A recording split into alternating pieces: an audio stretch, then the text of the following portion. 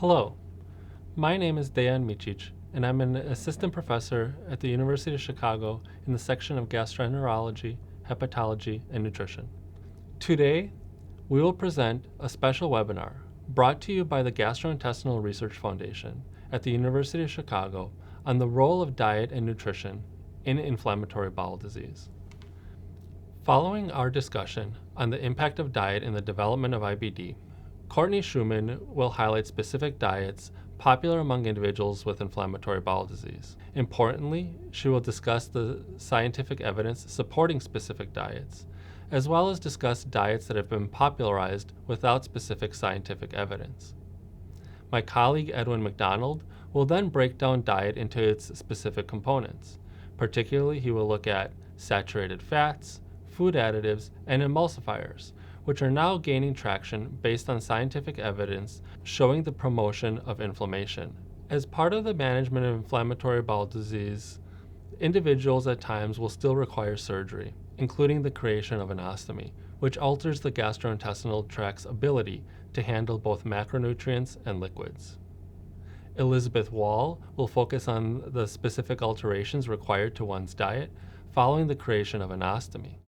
Lastly, Lori Welstead will highlight the evidence supporting the use and common supplements such as turmeric, curcumin, and fish oil, which have been popularized based on their anti-inflammatory properties, while then finishing the series focusing on vitamin deficiencies common among individuals with inflammatory bowel disease.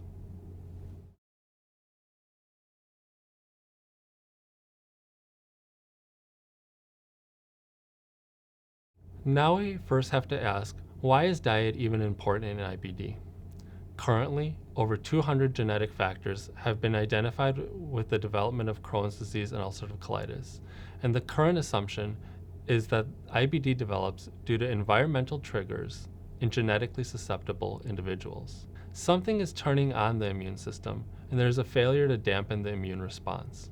One of the most common environmental triggers initially discovered was smoking, which is directly related to the development of Crohn's disease, and interestingly is inversely related to the development of ulcerative colitis. Over the past 20 years, we have seen a remarkable increase in the study of genetic factors involved in the development of inflammatory bowel disease, and how our individual genes interact with the environment in our gastrointestinal tract, which is comprised of bacteria, fungi, and additional factors such as the byproducts of diet.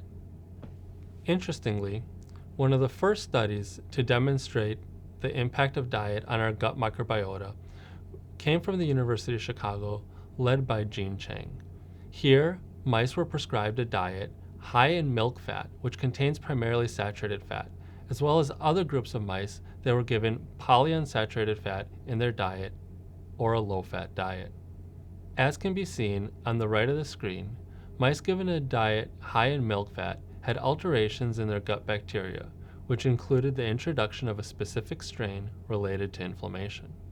When a separate group of mice that are genetically susceptible to colitis were given the diet high in milk fat, they more likely developed inflammation in their colon, which can be seen in the middle graph, and at the conclusion of the study, their colons had more inflammation.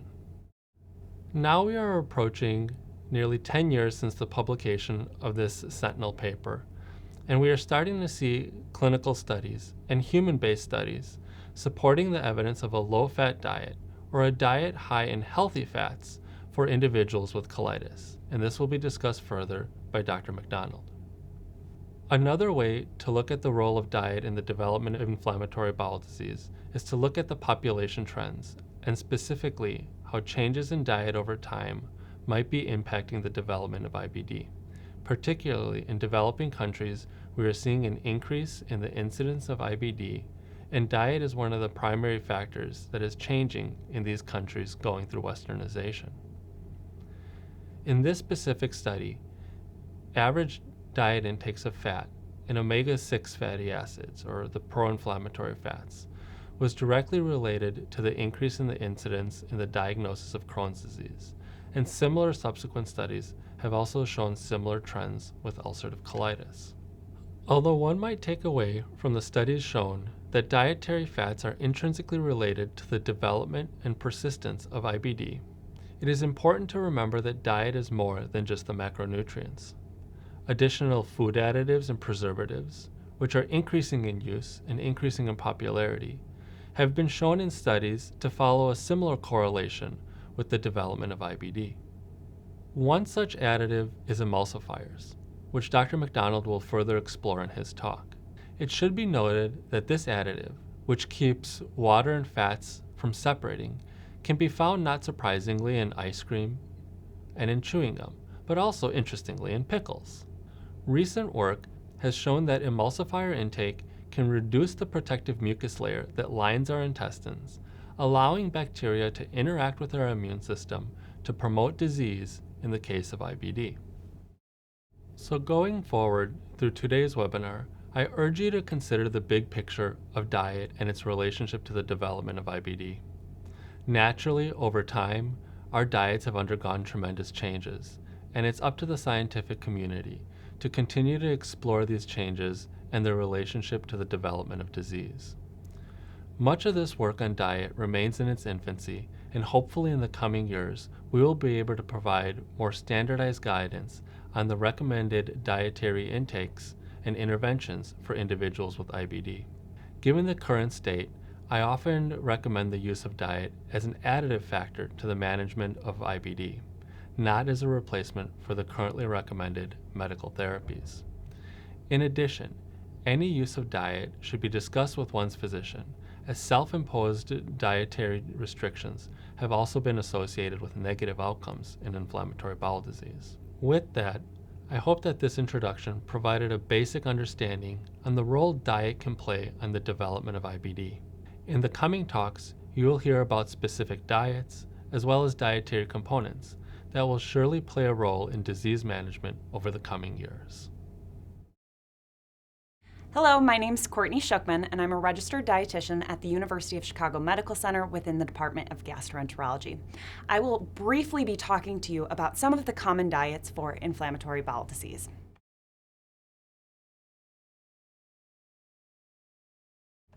So as mentioned, this is going to be a very abbreviated review of some of the common diets proposed to help with the management of inflammatory bowel disease. The specific diets we will be talking about are the specific carbohydrate diet, the IBD-aid diet, the low FODMAP diet, the Mediterranean diet, exclusive enteral nutrition, and the Crohn's disease exclusion diet. As mentioned, this is very abbreviated, so if you are interested in learning more about one of these diets or implementing one of these specific diets to help with your IBD management, please work with a specialized registered dietitian that works with individuals with inflammatory bowel disease and who is well-versed in these specific diets. The first diet is the specific carbohydrate diet.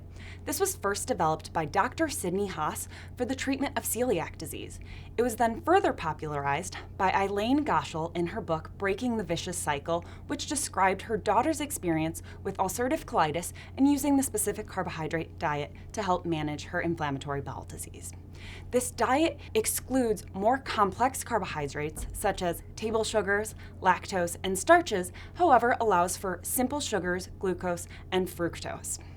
This slide shows you some of the foods that are allowed and foods to be avoided while adhering to the specific carbohydrate diet. So this is a completely grain-free diet with limitations on specific types of starches that are allowed. It is also a lactose-free diet, however allows for aged cheeses and requires the inclusion of a 24-hour homemade fermented yogurt. As you can tell on the bottom of this slide, it also strongly emphasizes the importance of excluding food additives, artificial ingredients, and emulsifiers. So this is a primarily whole food diet with minimally or no processed ingredients or additives. In regards to the research pertaining to the specific carbohydrate diet for individuals with inflammatory bowel disease, the studies and the results are mixed. So currently, there is no research to support that the specific carbohydrate diet influences inflammation in individuals with IBD or mucosal healing. The next diet is the IBD-aid diet. This is based on the same components of the specific carbohydrate diet, however, incorporates a few modifications such as the inclusion of omega-3 fatty acids, prebiotic and probiotic-rich foods to help with changes in the gut microbiome as well as inflammation. It also includes a texture modification such as cooking or pureeing and blending foods to help aid in better digestion, absorption, and tolerance in individuals with either stricturing disease or active disease. We know from some of the research that it has been shown to help treat flares and maintain remission by changing the gut microbiome. So as you can tell, again, it is a grain-free diet with the inclusion of oats. A variety of fruits and vegetables are allowed. However, it's important to take into consideration texture modifications such as cooking or blending to help with tolerance and improve digestion and absorption, depending on disease activity, the inclusion of omega-3 fatty acid-based proteins, and then again, a primarily lactose-free based diet.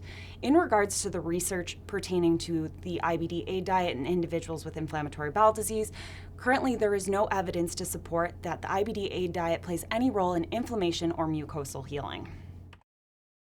The next diet is the low FODMAP diet. This was developed by researchers at Monash University. It incorporates 3 different phases. There's the temporary elimination, during which phase the individual removes all of the FODMAPs from their diet for 4 to 6 weeks. It's then followed by a gradual reintroduction where they add 1 FODMAP food back in, 1 at a time to determine tolerance, and then the final phase is a modified diet where we want to incorporate as much versatility as possible while removing some of those FODMAPs that maybe are triggering more of the IBS type symptoms.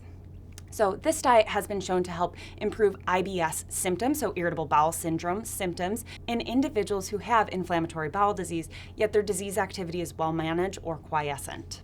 It's primarily a gluten-free diet, with the exception being sourdough bread, however allows for other grains. There's a variety of fruits and vegetables that actually have to be avoided with this diet due to their FODMAP content. It is a lactose-free diet, but allows for some of those lactose-free dairy alternatives. And then there's less restrictions on some of the food additives, artificial ingredients, and emulsifiers, which makes this diet a little bit easier for implementation and adherence in individuals who decide to pursue this diet.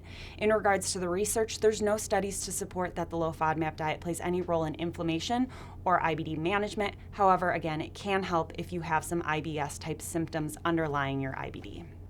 The next diet is the Mediterranean diet. So the key principles being limit red meat, processed meat, and then sugar. So sugar-sweetened beverages and sugar-sweetened foods. It also emphasizes the importance of including more fruits, vegetables, pulses, and whole grains. So eating more plants.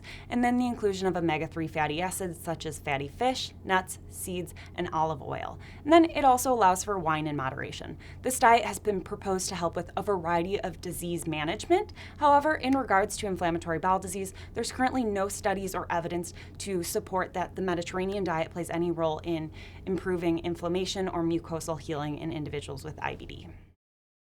The next diet is exclusive enteral nutrition. So this is a diet where 100% of an individual's needs are provided via formula.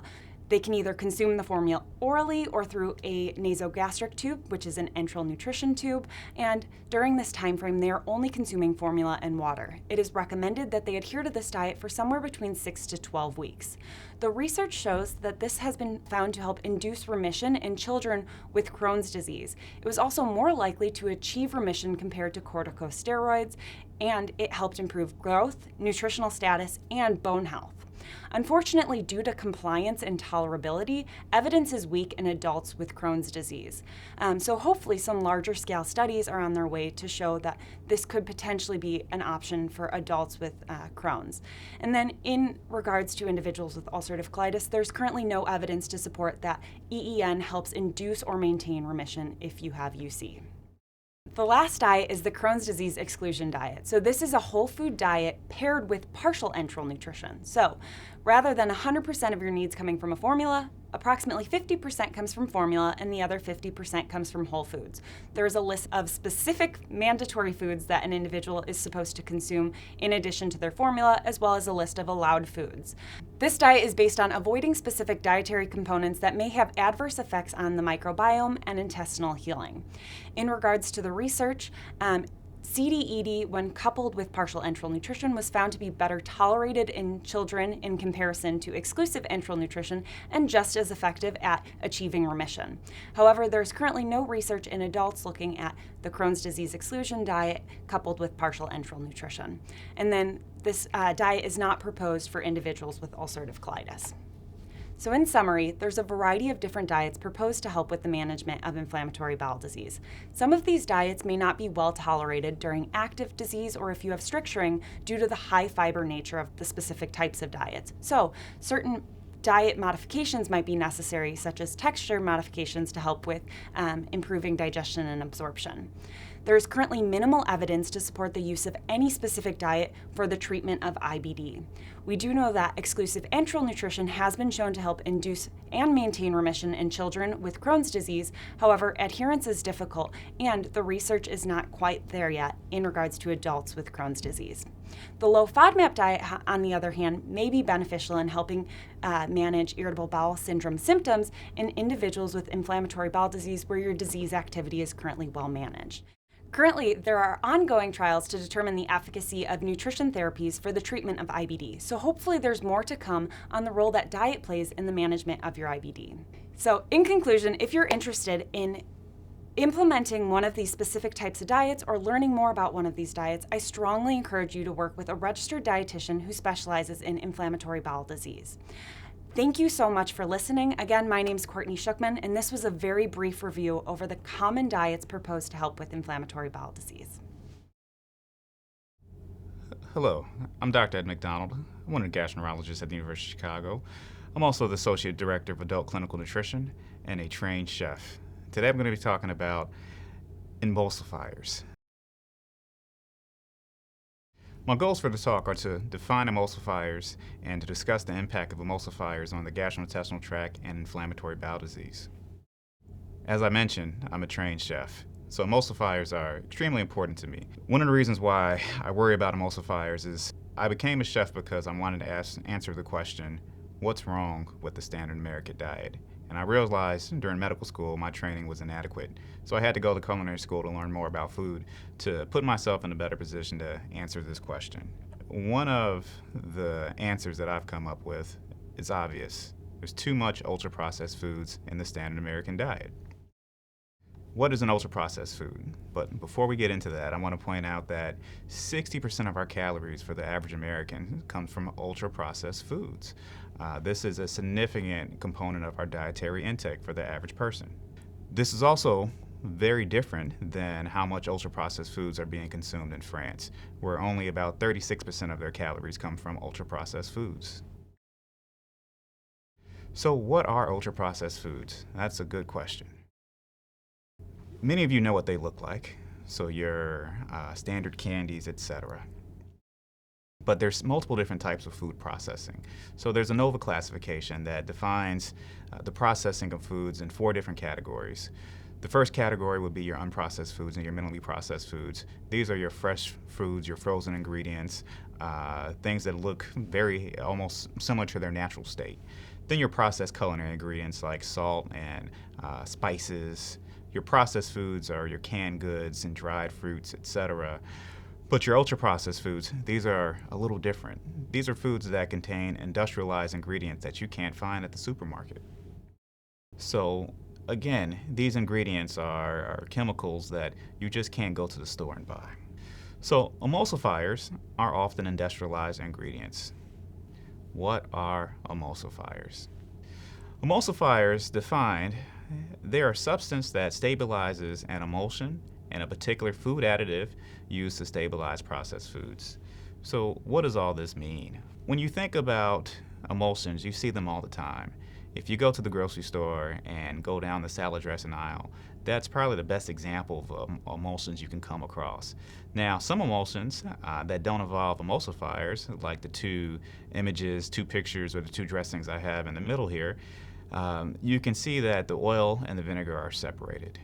Now, the salad dressings that have the emulsifiers to my far left and right, those include emulsifiers. So the salad dressing looks very homogenized. It looks like one solution. There's no separation. So emulsifiers essentially allow mixtures to stay in their mixed form without separating.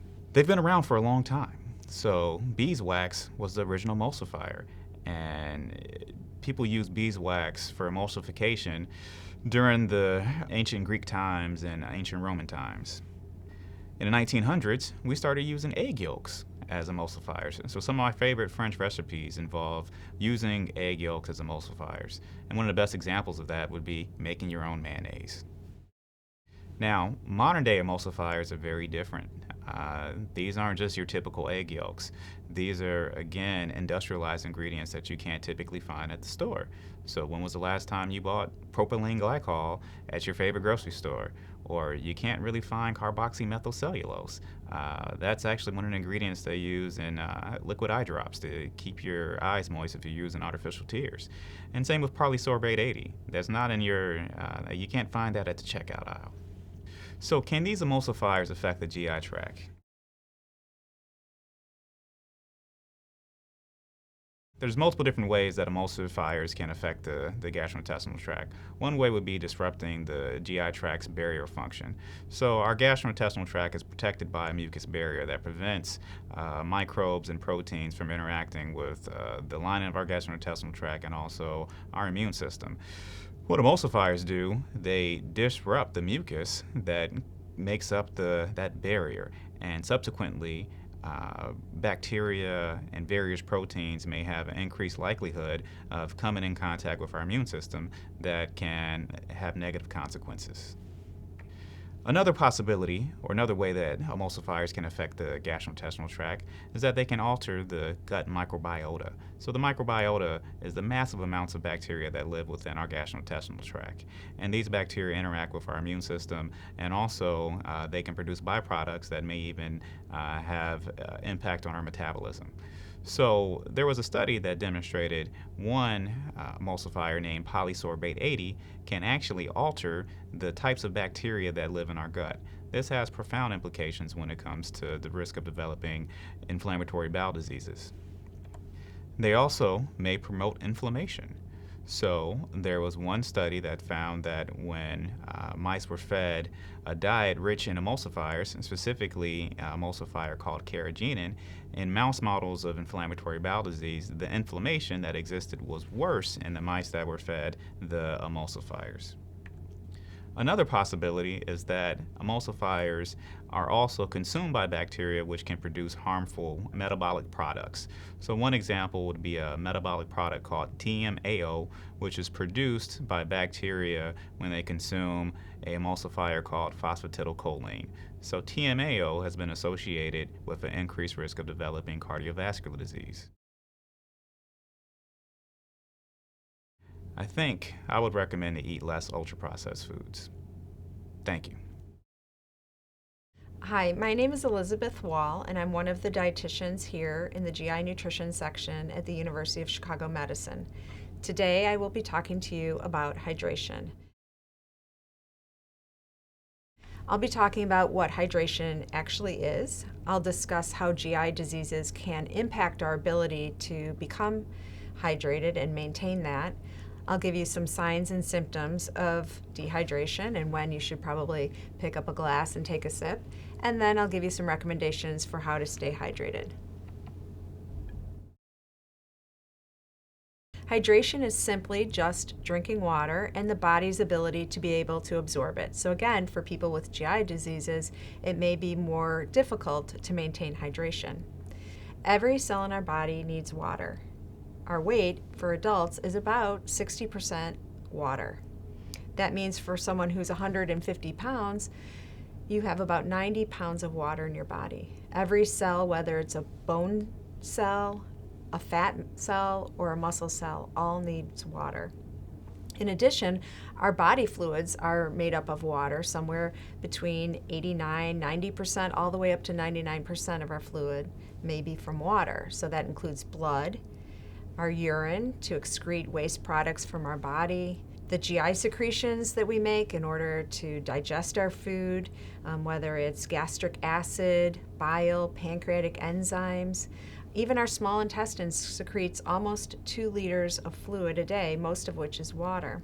Our sweat or our perspiration is water. We put out at least 2 cups of sweat per day, and that's just to maintain normal body temperature. And then even the lubricant that keeps our eyes moist and our joints moist is mostly water. This cartoon of the GI tract shows you where the different nutrients are absorbed in our body, and you can see that water is really only absorbed to a small extent in the stomach and mostly in the colon. So you can imagine people who have GI diseases that affect the colon may have more difficulty absorbing water and maintaining their hydration. And this slide shows you or gives you an idea of what we would expect for fluid losses, i.e. stool losses, in people who have maybe their entire GI tract with some inflammation in it. We would hope that the stool would be less than 2 cups or 500 mLs a day. If someone has a colostomy, it really depends where that ostomy site is in the colon. A sigmoidoscopy at the end of the colon, those patients might only excrete 200 mLs or about 1 cup of stool, which would be normal. But someone who has a cecostomy, where the ostomy is at the beginning of the colon, their output may be higher, close to 1 liter per day. And likewise, patients who have small bowel ostomies, again, depending upon where in the GI tract that ostomy comes up to the skin, will determine how much fluid is lost in their ostomy appliance. So dehydration is just a reduction in the amount of water in the body. And we start to feel that with just 1 or 2% loss in our body water. Signs that we might feel include being fatigued beyond the point of being able to have a good night's sleep, being very, very thirsty or having very dry mouth or thick saliva, feeling lightheaded when you stand up, having muscle cramps, whether it's in your hands and feet and legs at night when you're sleeping, but it can also occur when you're walking around or just doing your activities of daily living. Also, urine output. Our body will try to conserve water by holding onto our urine and then putting out very small amounts throughout the day. So it is important, if you are having trouble maintaining your hydration, that you actually look in the toilet and see what color your urine is. The lighter the urine, the better hydrated you are. The darker yellow-orange it is, meaning that you're maybe becoming dehydrated.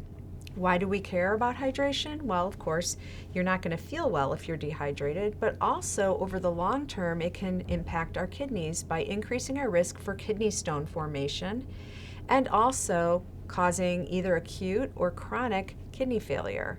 And if that goes on for long enough, it may require the patient go on to hemodialysis because their kidneys could potentially fail. So we say it's best to avoid becoming dehydrated. If you have a colostomy or if you're someone who's having diarrhea per rectum, we recommend sipping on water and fluids between your meals and through the day, and to definitely avoid alcohol and caffeine because they are diuretics and will make you lose more water in your urine than you otherwise would. If you have a small bowel ostomy, we recommend that you sip on oral rehydration fluids throughout the day.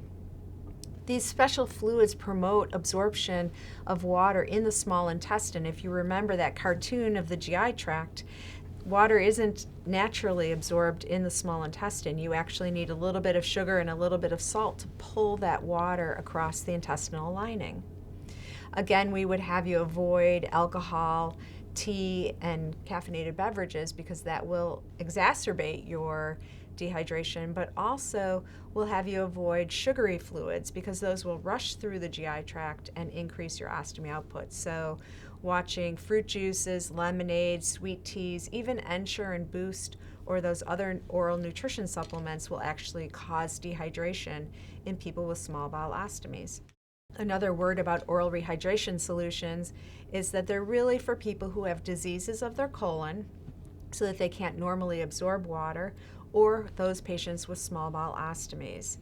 And I've just given you a little cartoon of what the intestinal lining looks like. Those little finger-like projections or the villi in the intestine can use a little bit of salt and a little bit of sugar to actually pull water through their cells and into the body. And that's how these solutions work. You can buy ready-to-drink oral rehydration solutions, or you can make some at home using the recipes I've provided. But one thing to remember is that sports drinks in and of themselves, like Gatorade or Powerade, are not oral rehydration solutions. They will not act the same in someone who has a small bowel ostomy or a diseased colon. So in summary, normal hydration is good for you, and it's good for your vital organs. I recommend that anyone with bowel disease keep track of their own hydration on a daily basis. Watch how frequently you're going to the bathroom and urinating, and what color your urine is. If you're having trouble staying hydrated, make sure you've found a glass or a mug or a water bottle that you like to drink from. Carry it around with you. Take sips throughout the day. Also, try to prevent excess fluid loss by taking the medications your physician has prescribed for you, whether it's your anti-inflammatory medication or anti-diarrheal medication. Try and get your stool output under the best control possible. And if you do have difficulty maintaining hydration, you have some of those symptoms of dehydration we talked about, then please contact your medical provider immediately. Until then. Thank you. Hi, my name is Lori Welstead. I'm a registered dietitian here at University of Chicago Medicine in the Department of Gastroenterology, Hepatology, and Nutrition. I see adults in the outpatient setting, and my goal is really to help increase quality of life and help vary the diet in all the patients I see. Today we'll be discussing complementary alternative medicine and supplements in IBD. This is something we get a lot of questions about. Complementary and alternative medicine, otherwise known as CAM, will be discussed today with a focus on inflammatory bowel disease, or IBD. We will be reviewing vitamin D, cannabis, probiotics, and turmeric.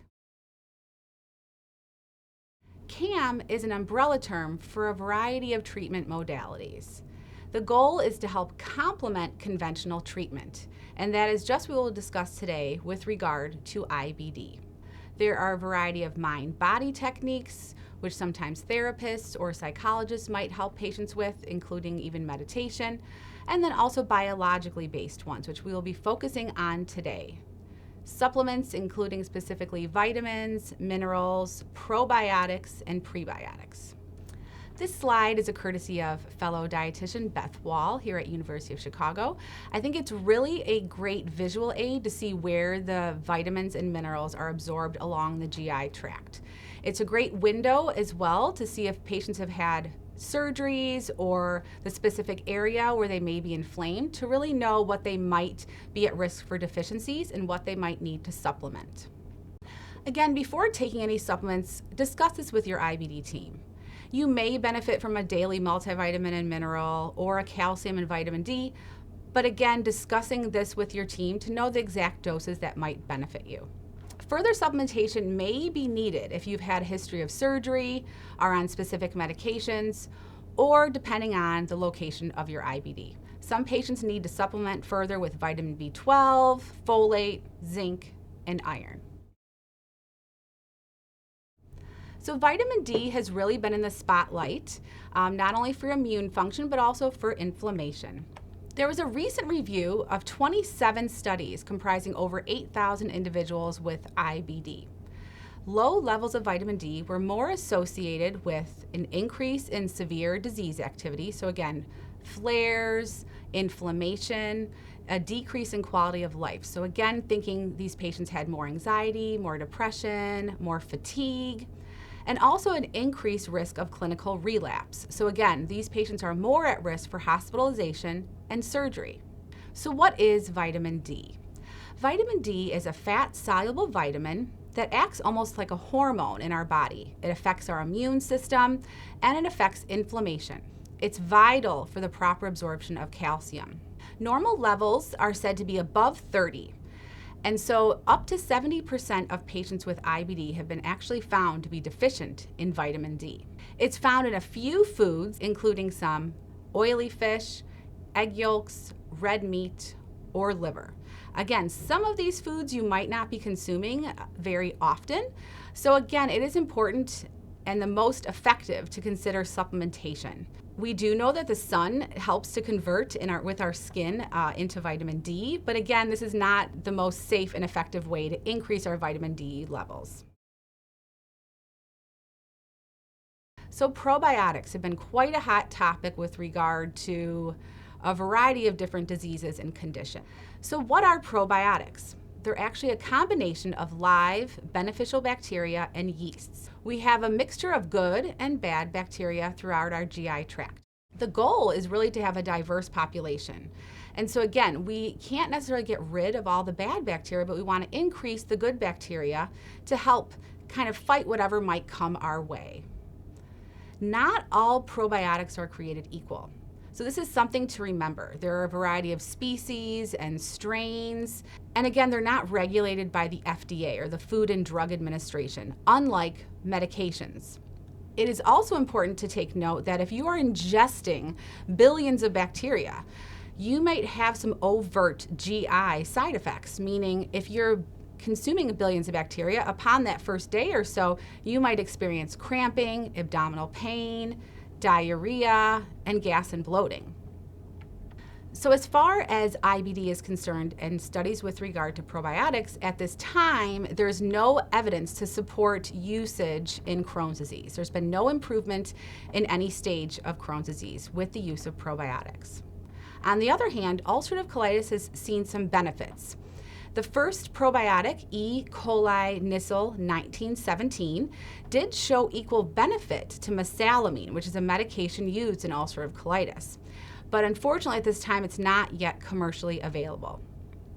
VSL number 3 is also a blend of a variety of species and strains of probiotics, and it has shown to be beneficial in those with ulcerative colitis or those with recurrent pouchitis. I think the big takeaway at this time, though, is we do not truly have a specific dose or duration to recommend to patients. So I think we still have some ways to go. Lastly, the AGA, or the American Gastroenterological Association, has recently come out with a statement on probiotics. And at this time, there is insufficient evidence to use probiotics to treat IBD. So again, going back and really reflecting, are you taking probiotics? You can take them. Again, it's not something that at this time that we say is going to be harmful, but it's just something to think about. So what can we do if we're not recommending necessarily everyone take supplements of probiotics? So we can increase the probiotics just residing in our GI tract with our diet. You can include foods that are fermented, so thinking yogurt, buttermilk, and even pickles. So oftentimes pickles are made with vinegar, but at this time vinegar does not allow the presence of fermentation to occur. So trying to seek out pickles that may be in the refrigerated section, and if you look at the ingredients, the ones that do not contain vinegar. Prebiotics are another great way to increase your current probiotic blend in your body. And so these are fiber. Think complex carbohydrates or fiber. These things are never broken down, and so they are fuel for the probiotics. Cannabis is another topic that has been quite hot with regard to IBD and other diseases. I want to thank Dr. Jamie Kanukin, who is a gastroenterologist up at University of Michigan, who did train here at University of Chicago, and she shared some slides with me. She also specializes in IBD. So why might cannabis work? I think this is a great visual aid to see how these receptors that everyone has in their bodies may benefit from cannabis. So this can help patients with IBD because it can help to limit their pain perception. It can help their immune function, appetite and metabolism, and even affect GI motility. So how things go through the transit time, how they go through your body. So there's actually been some exciting benefits when it comes to clinical effects, and patients have reported a decrease in abdominal pain and diarrhea, as well as nausea. So these are definitely hallmark symptoms a lot of patients suffer from. It also has been shown to decrease joint pain in patients, and then lastly, increase their appetite, which again is part of that vicious cycle. But regardless, this is also not without risk. So I do urge patients to think of remembering that you might have some other side effects. Patients might feel more sedated, they might feel a little dizzy, have an increase in anxiety, and some other symptoms. So at this time, although studies have shown symptom improvement, we do not yet have enough evidence to show any kind of significant impact on the disease activity in IBD. So further studies are really needed to know the method, the dose, and the duration. Discuss this with your healthcare provider and remember to not stop medical therapy. Turmeric is another spotlight in the media with regard to inflammation and a variety of diseases. Many patients ask about turmeric, so I wanted to highlight a bit today. So curcumin is a polyphenol or a plant chemical that is found in turmeric, the spice.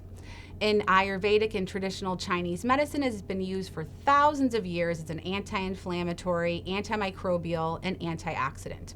In the US, it's been generally recognized safe or under the GRAS list by the FDA or the Food and Drug Administration. The safety profile is quite safe, even up to high doses of 8,000 milligrams. So that would be even 16 pills of the 500 milligrams per day. It is used as a coloring and a preservative in foods. You will find it in curries, teas, and also a little quick fact is all mustards in the US contain turmeric. So if you flip it around and look at the ingredient list, turmeric will be in your mustard. So at this time, unfortunately, there has not been enough evidence to show benefit for Crohn's disease, but ulcerative colitis has been in the spotlight with regard to turmeric. So I will discuss two studies today. The first, about 90 patients with ulcerative colitis that were in remission, so their disease is under control, consumed either the turmeric or a placebo for 6 months while they were taking their medication. Only 4% of them relapsed that were taking the turmeric versus 20% of those on placebo. 50 patients who had active mild to moderate disease of ulcerative colitis consumed 3,000 milligrams of turmeric or placebo for 4 weeks along with their medication regimen. And the exciting outcome is that almost 70% of individuals on the turmeric achieved clinical remission with regard to symptoms in just 4 weeks versus 0% of those on placebo. And almost 40% achieved endoscopic remission. So that means if someone went in with a colonoscopy to assess the tissue versus 0% of those with placebo. So really the takeaway is that turmeric is promising and safe as a complement for maintaining and achieving remission in ulcerative colitis. But I think the takeaway is also that we really need to know more. We need to know more about the ideal dose as well as the duration. Some of these patients were having to take 4 to 6 large pills of turmeric per day. So again, depending on if you can handle medication like that or supplements, there's other things to consider. So in conclusion, further studies are needed, but some of these CAM treatments are quite promising. The goal is again to incorporate these into your existing IBD treatment. And if you're interested in CAM, speak to your IBD team to see how you can incorporate this. And I will leave you with one question. Do you know what your vitamin D level is? This is one easy way that you can help to optimize your nutrition and help with your immune function. Thank you and have a great day.